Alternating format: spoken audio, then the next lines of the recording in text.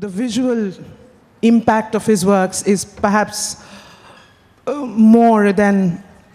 greater than, say, the written word.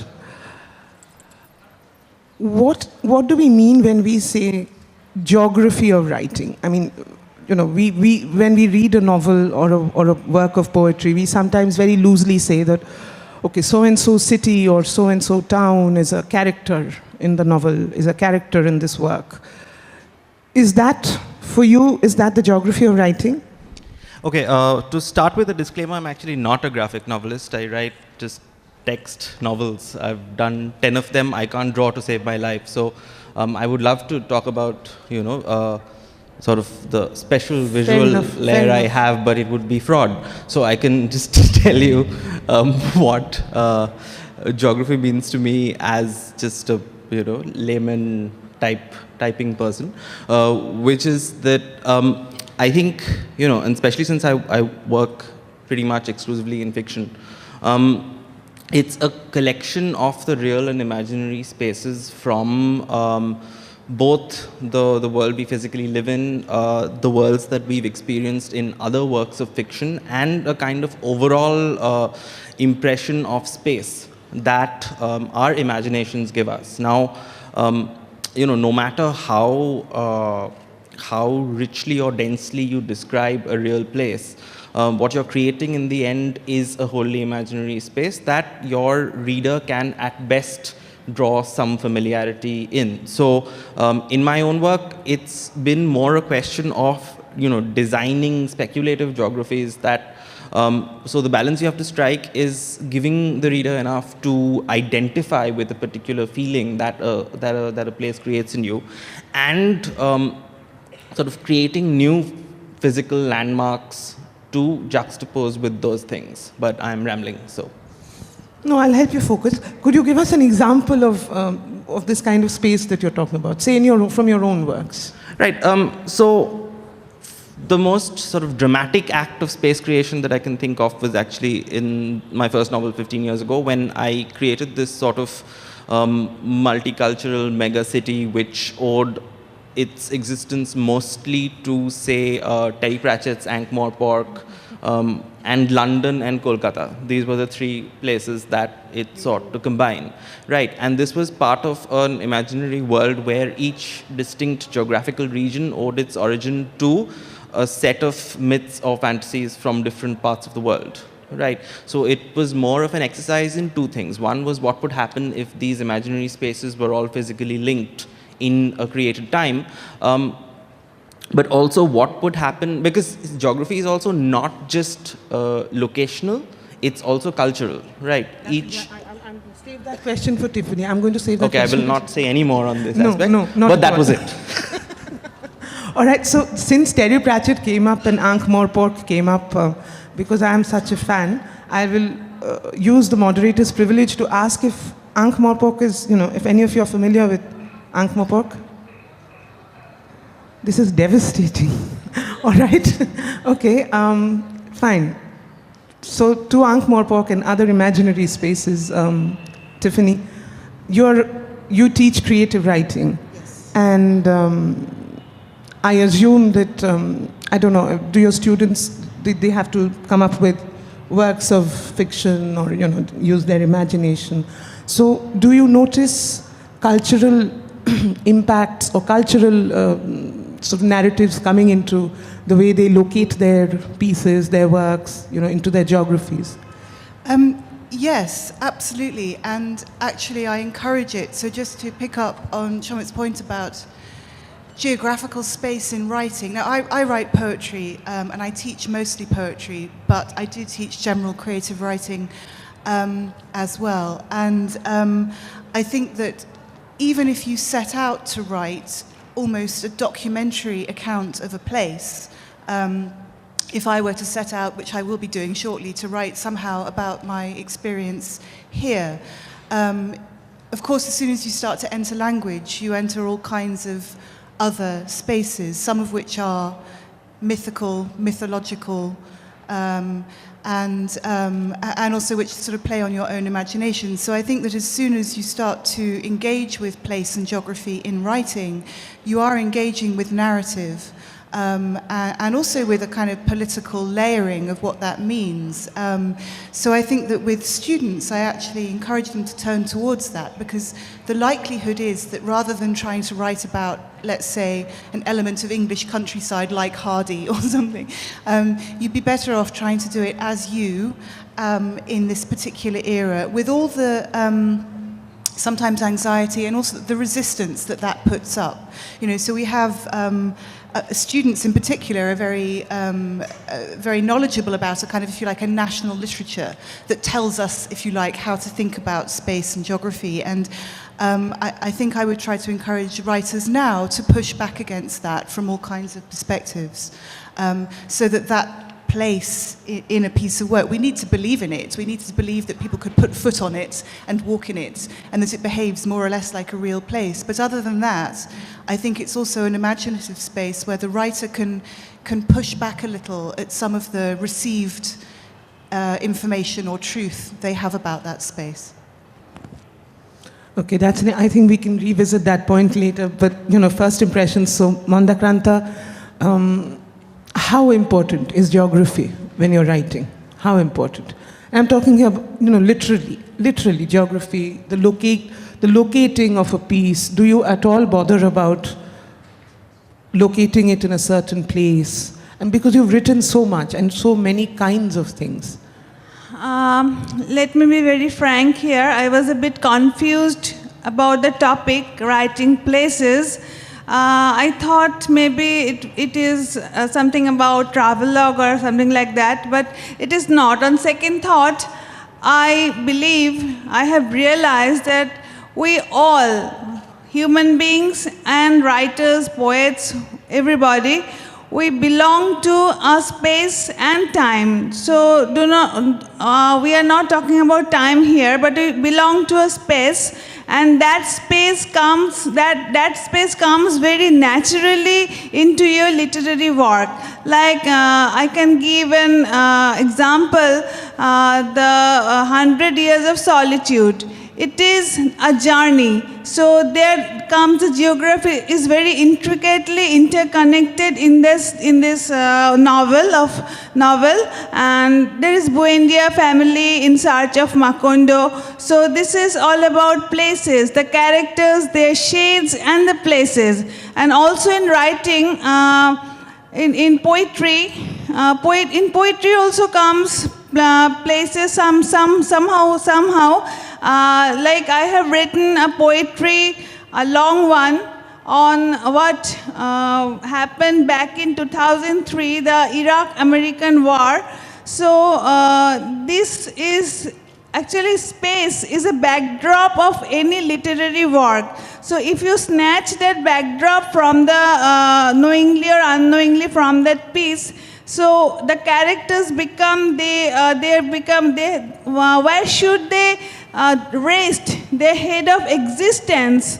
So this existence is very existence belongs to backdrop, and thus in every writing, maybe a poetry or poem, anything like that, space is very naturally, very spontaneously, even unknowingly come into place. And this is my view on the topic writing places.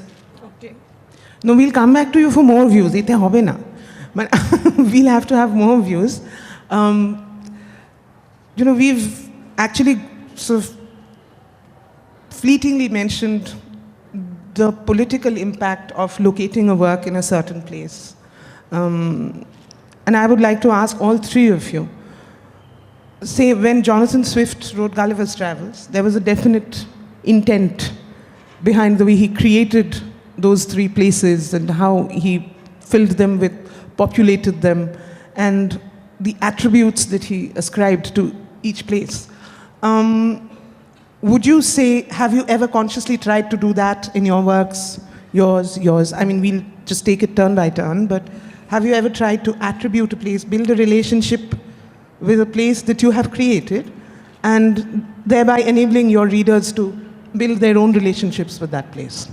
Absolutely. And in fact, pretty much in not just all my work, but I think in most novels or poems, there's a specific placement of the self in a geography that is one of the two most important things of writing the inner life and outer life of any protagonist, at least, and definitely any other character. So in my case, my whole life in writing started with thinking, what if the central characters in a multicultural fable were not white? What if they were people who looked more like people I know and more people I've met, and what if that was fine? So and what if that was not even something that you commented on? So why could so why is it, for example, that if you have in a film, it's fine if you have dragons, but if you have a female lead or a black lead, there's a huge outcry on the internet, right? So every person placed in any space is a unique combination. You can't have one without the other, and you need both for a story to be a real thing. For me, the initial years of writing, a lot of the challenge was that, so for example, while readers here were perfectly fine with the process I just described, the relationship of the writer in geography is something you can only discover after writing. So, for example, in England or the US, when I sent these books, they were like, this is not an Indian book. And so on the same day, I remember receiving 2 rejections from the UK, one of which said the book was too Indian, the other one said it wasn't Indian enough. Right, so you exist in this parallel state as a writer when you're kind of, so the geography of expectation is also a very real thing. The politics of geography and the geography of expectations. Tiffany? Yeah, that's really interesting, because I realize that writing poetry, I have a certain luxury in that I don't actually have to set things in places, or indeed develop character or any of this very hard work aspect of writing.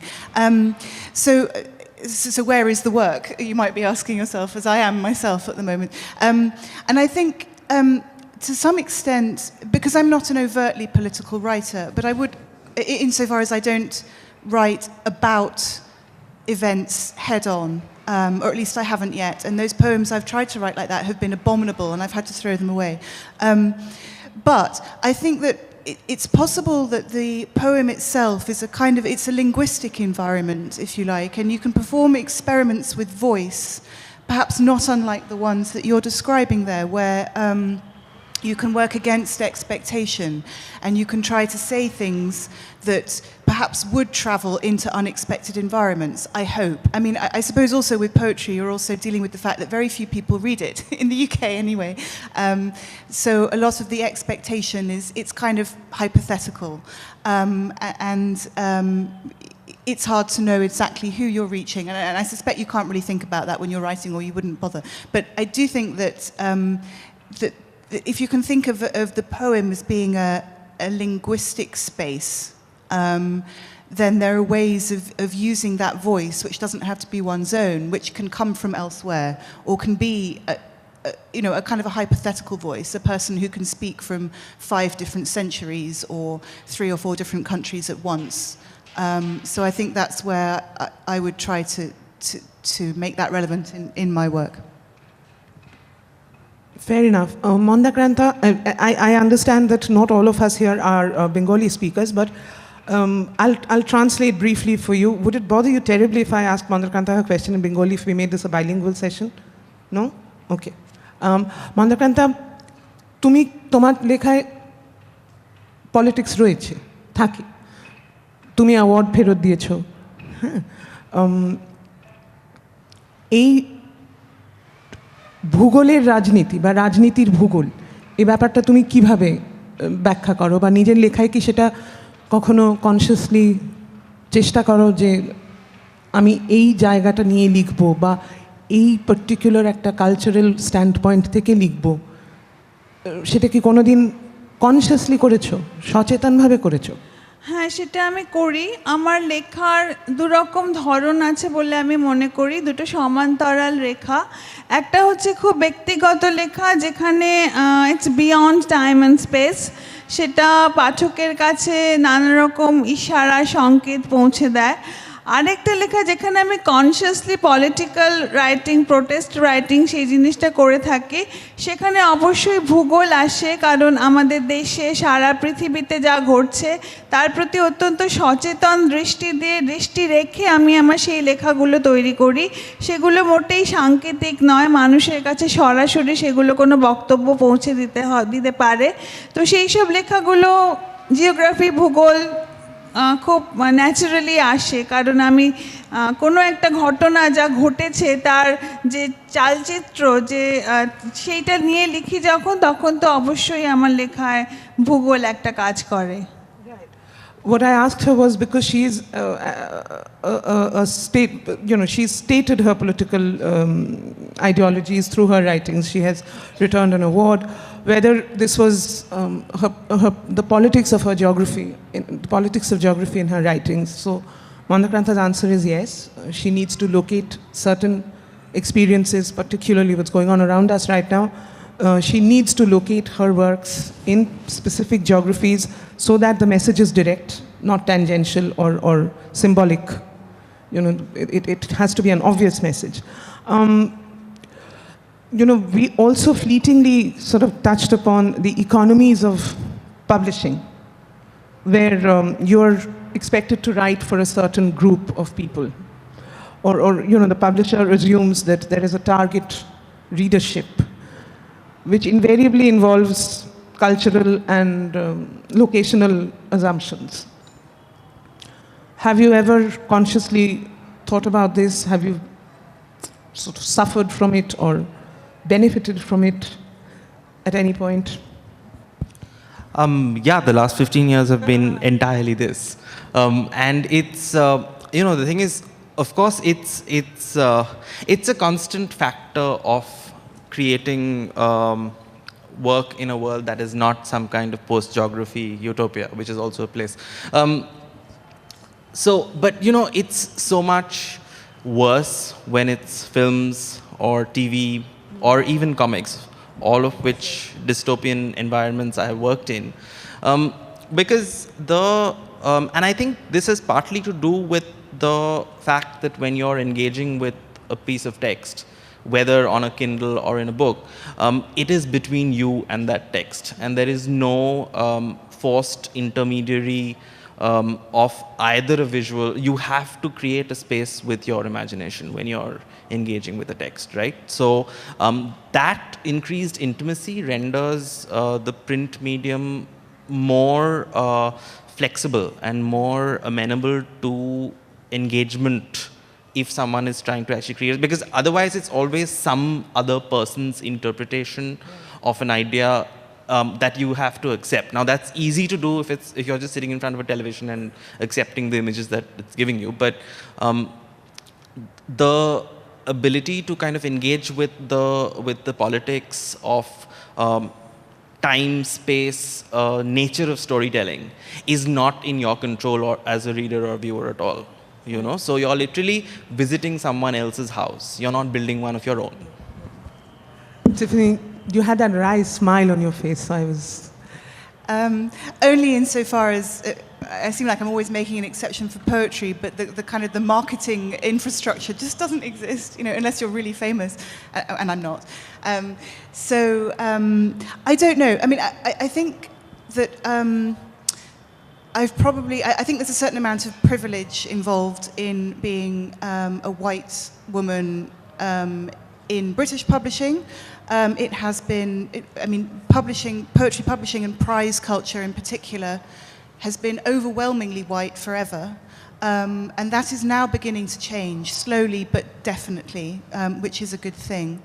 But it's certainly the case that nobody's ever said to me, oh, so writing as a white English woman, what do you think of this? Which is absurd. There's a kind of blindness there. When I first started writing, I lived in Wales, which is a country apart from England, but nonetheless part of the UK. And I was described as a Welsh writer in English, which is quite a complex kind of political identification, because there's also a Welsh language, which I was learning but didn't write in. And that put a certain... It wasn't a pressure exactly, because I absolutely benefited from it, insofar as it kind of gave me a profile and included me in various sort of showcasing things. But it did mean that I simply couldn't get away with not addressing those questions in where I'm writing from, what language I'm using, who I'm writing for. And so there is one book where I did actually have to deal with that, and I did it through an imaginative landscape, which was part Wales and part late Republican Rome, because I wanted that imaginative space and not to be literal.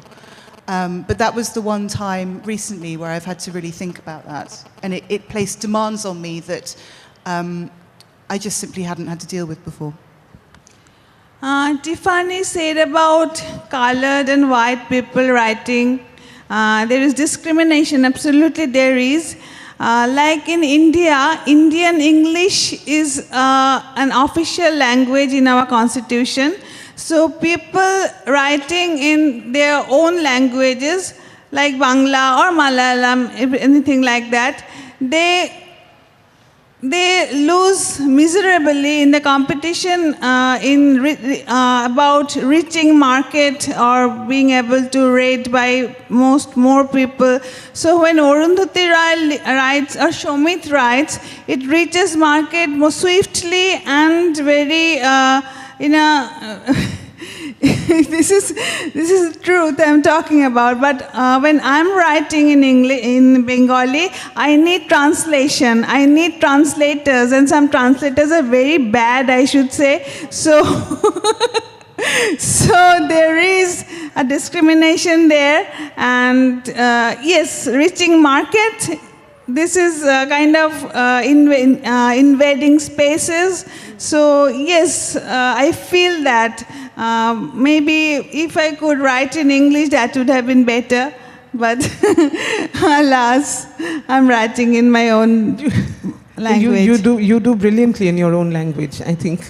It's just, there are, I mean, I'm a fan of your writing. I'm sure there are many more here. The thing is, the geography of translations, the message being diluted by translation, lost in translation, that is a very, very, that's another whole different sort of discussion, I think. That in itself can be an entire hour's worth of discussions. We haven't even begun to talk about translations when it comes to writing places, because that is, I mean, the two of you would never have gone through this, I assume, or have you? Have your works been translated into other languages? And have you always been satisfied with the way they have been translated, or have you translated them yourself? Yes, delighted. I've been absolutely delighted. But of course, being not quite monoglot, but not fluent enough in any of the languages in which I've been translated, I couldn't tell if they were good translations, so I have to take people's word for it. But the conversations that I had with some of the translators were so fascinating, chiefly with Spanish translators and, in fact, translators into Bengali last year here. And that was really, really fascinating, because there were certain things that simply didn't... that simply didn't have the same symbolic currency. So I remember that because I lived in Wales, it was an agricultural community. There were lots of cows and sheep in the poems, and they needed to be transformed into animals that serve similar functions to a Bengali reader, so that a cow and a sheep just didn't sort of translate in the way I wanted them to. Yeah. And so that was really interesting. But the one thing it gave me, or one of many things, was absolute respect for translators who are philologists, experts in language, but are also poets. Obviously, it's a creative act and it's an act of faith. And it still appalls me how much translation is from English into other languages and how little comes back the other way. So I'm starting to work on some translations from Russian and Welsh. they're probably bad, but I feel like it's an important part of being a writer, is not simply to engage in your own language.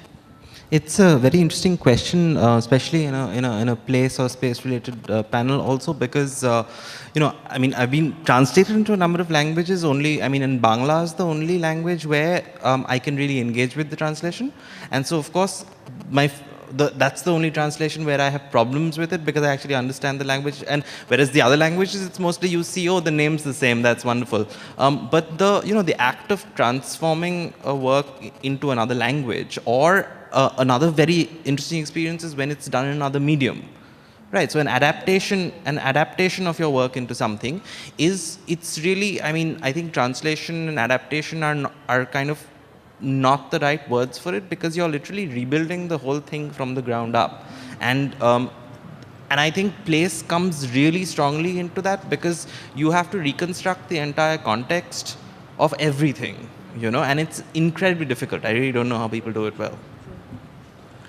Can I chip in? Of course. What Samit has said, space means culture as well, cultural space. So I was talking about translation. When we translate from Bengali to English, we have to give footnotes about Durga Puja and everything like that, footnoting.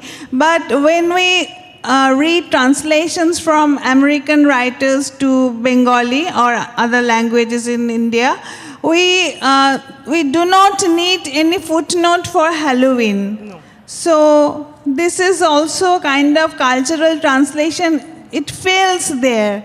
So why should we expect that Halloween, know Halloween, we must know what is Thanksgiving and everything. So that's marketing.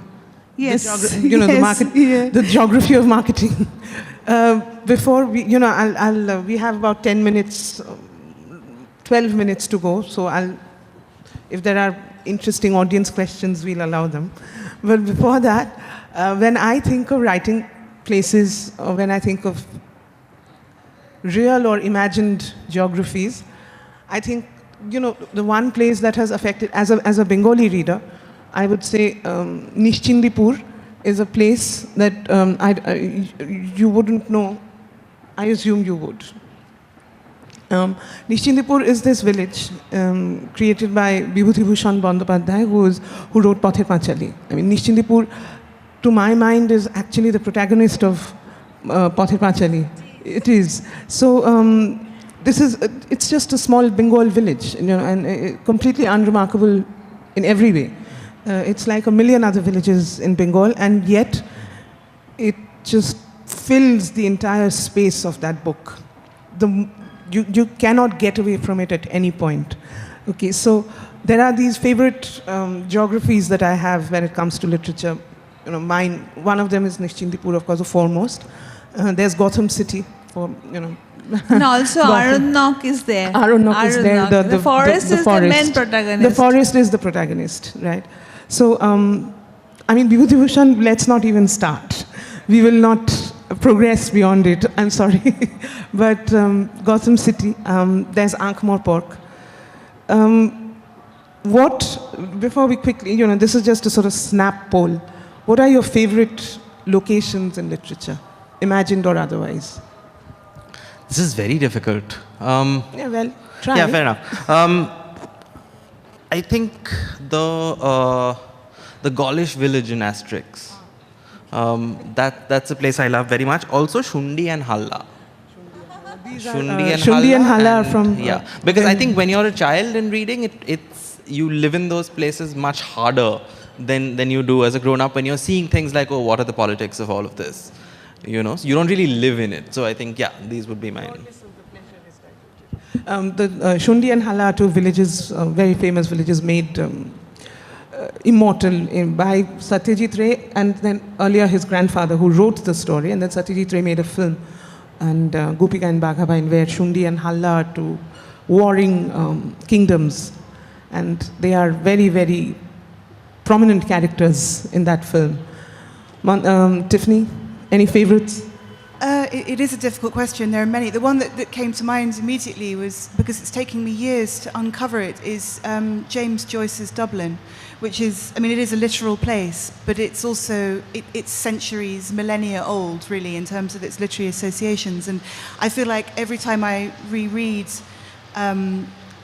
Ulysses, or indeed Dubliners, you know, I'm just scratching the surface, and it just keeps developing. So it's like a kind of multi-dimensional space. Yeah, so that's mine. Okay. Mandakranta? I should say first about Mahabharata, Kurukshetra, Battle of Kurukshetra. That is the main part of Mahabharata. And Iliad, there is also, yes, and Battle of Troy there, yeah. So these are the... That's a hell of a lot of geography to imagine. I mean, that's you know, very, very intense. Very, Shomit says it's very inconvenient to imagine. Okay. We can now take just a couple of quick questions, if there are any. If you haven't been numbed into, okay, all right. Volunteers, you need to be a little more... Well, according to you, which is more difficult to create in your writings, an imaginary place or a real place? Like if you're setting your story in Kolkata, or you're setting your story in, say, Hogwarts, something like that. So which is more difficult? Just jumping in, all places you create are imaginary. Right, there is no real Kolkata. It's a city that you see, and a city that you can recreate parts of. But I've tried to build completely imaginary, as in don't exist in this world spaces, and places that do. It's the same thing. You build them using the same tools, and the architecture is different, but the construction is the same. Actually, when we write about Kolkata. Say, suppose I'm writing about Kolkata. This is not real Kolkata. This is a Kolkata in my brain. It's my imagination. I add my imagination to make the writing more interesting. And we add what we want to say into that Kolkata. Maybe this is not very real, but very interesting, I should say. In continuation to her question, I just want to ask, is it ultimately possible for any writer to deny any kind of influence of his personal experience of geography, even if he or she is creating an absolutely fictional location for his or her novel?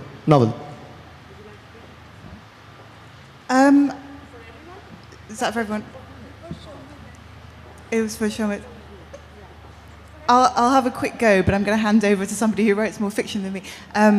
I think, I mean, it's kind of it's difficult to get away from. I mean, it's kind of a version of the answer that's already been given. I think that you can't really, or why should you necessarily escape your own experiences? But that the very act of sort of modulating them through a story or an imaginary place puts a kind of pressure on them that changes them, so that they may come back to you in a way that you don't recognize yourself.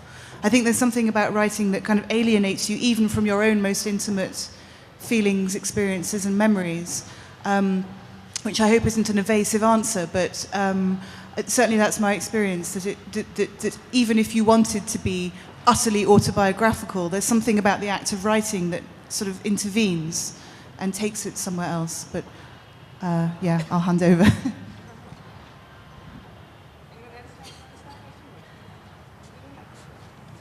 I like his question. No, it's first of all, agree with absolutely everything she said, and it's a function of anything you write is a function of who you are, which is a function of many things. It's space, it's also time. Something that you wrote when you were 6 would not be something that you particularly enjoyed now, I hope, except through nostalgia maybe. So it's also a function of the world around you, in the sense that if you're lucky, you're someone who's the right person writing the right thing at the right time, and then the work goes everywhere without you having to push it. But these are very kind of multi-dimensional circumstances.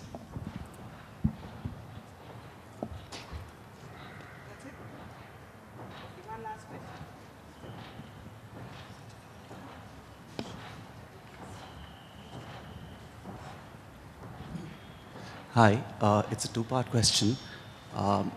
We've been talking about how we use space as a tool to think of, how we think of space. What about the space that we think with? And the two parts in which I'd like to express this is, I mean, it's interesting that you mentioned Thomas Hardy or even Jane Austen, how the words like between, above, beyond, those form the apparatus that you think with, and how does that feature? The second part is, what about space as the narrative structure, maybe in the works of Calvino, about the structure of the narrative itself, or Borges, where there's a particular, the Tower of Babel, where that space is inherently built into the narrative structure. What do you feel about that? I mean, it's more just of just bringing it out, but yeah.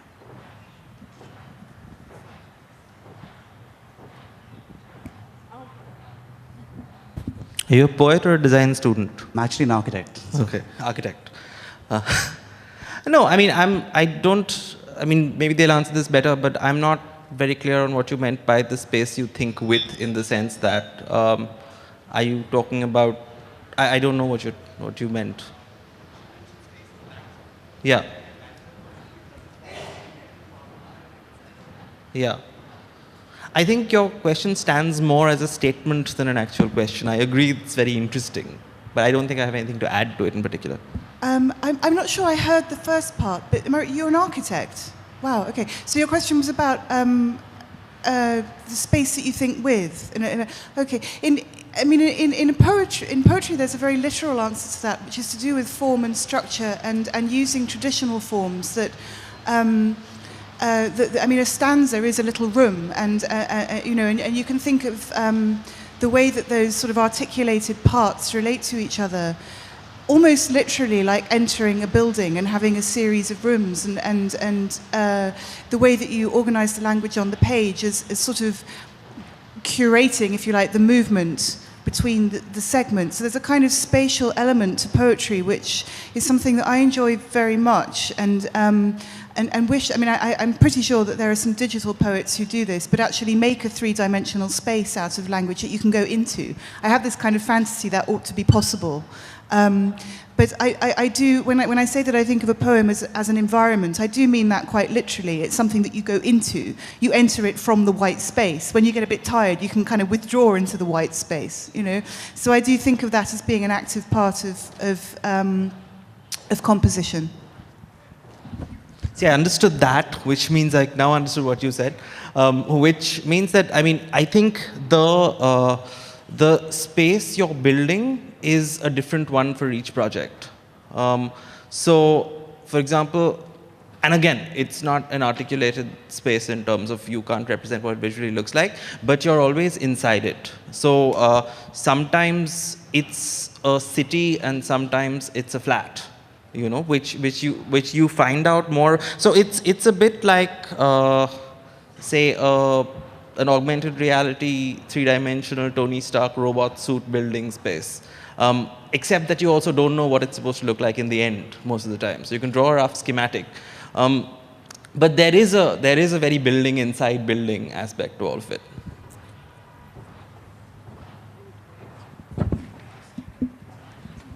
More problematic. Thank you very much. We have reached the end.